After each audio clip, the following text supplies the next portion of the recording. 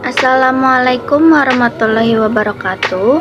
Perkenalkan, nama saya Sri Wulandari dari Prodi Pendidikan Ekonomi kelas malam A dengan nomor NIM 18721500044. Mata kuliah Matematika Ekonomi dengan dosen pengampu Ibu Irvia Eriza MPD. Materi yang akan dibahas yaitu depresi atau penyusutan. Depresi atau penyusutan dapat diartikan sebagai suatu hal yang dapat mengubah biaya asli dari aset tetap atau fixed asset. Contohnya seperti gedung pabrik, alat-alat kerja, dan mesin produksi menjadi beban selama masa manfaat yang diharapkan dari aset tetap tersebut. Depresiasi biasanya akan mempengaruhi nilai dari sebuah perusahaan. Karena akumulasi, depresiasi untuk setiap aset dapat mengurangi nilai buku pada neraca. Beban penyusutan ini akan mempengaruhi laba bersih, karena akan dianggap sebagai beban biaya atau pengeluaran dalam laporan keuangan. Hal ini dapat pula disebut sebagai penyusutan metode garis lurus. Selanjutnya yaitu karakteristik depresiasi.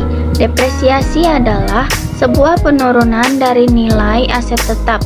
Penurunan ini bersifat permanen. Setelah dikurangi, itu tidak dapat dikembalikan ke nilai asli. Depresiasi ini merupakan sebuah proses bertahap dan berkesinambungan yang berkurangnya nilai aset, baik dengan penggunaan aset maupun berakhirnya waktu.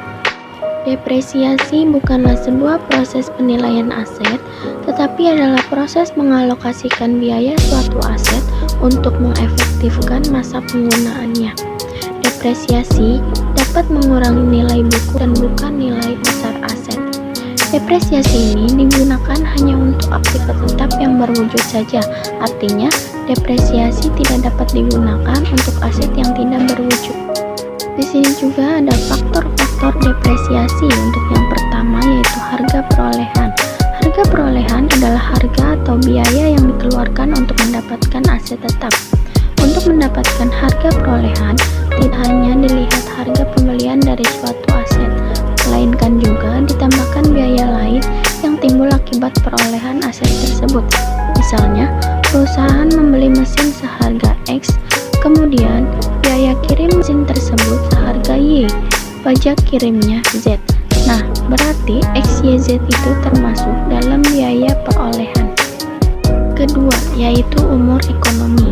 Umur ekonomi yaitu perkiraan umur sampai kapan kira-kira aset tersebut dapat digunakan untuk efektif sebelum habis masa pakai. Umur ekonomi ini tidak selalu berupa waktu, melainkan bisa juga berupa bentuk hasil produksi dan juga jam kerja.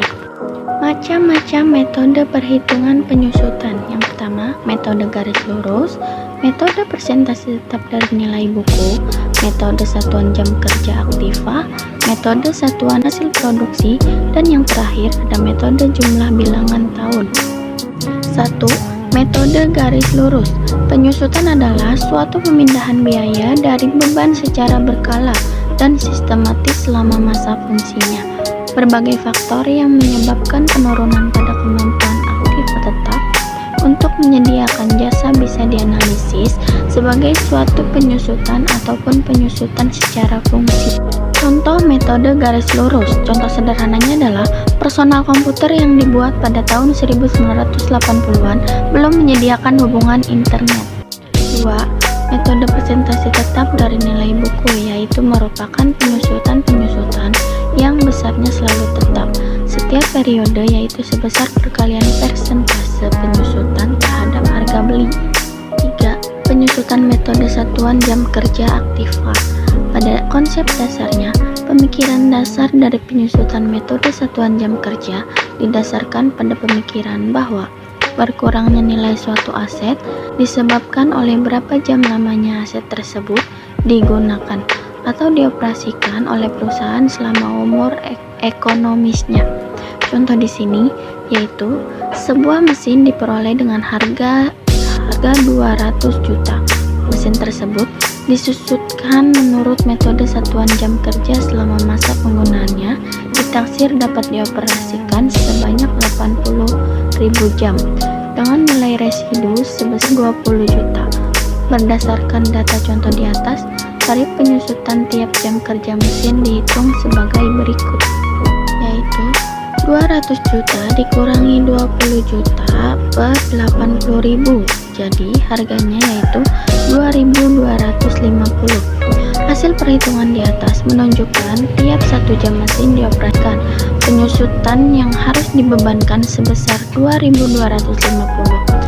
Apabila selama tahun 2007 mesin dioperasikan sebanyak 7.200 jam dan tahun 2008 sebanyak 7.600 jam, maka beban penyusutan dihitung sebagai berikut. Yang pertama, tahun 2007. Tahun 2007 di sini ada 7.200 3.250, yaitu seharga 16.200.000. Kedua, tahun 2008, 7.600 dikali 2.250, yaitu 17.100.000.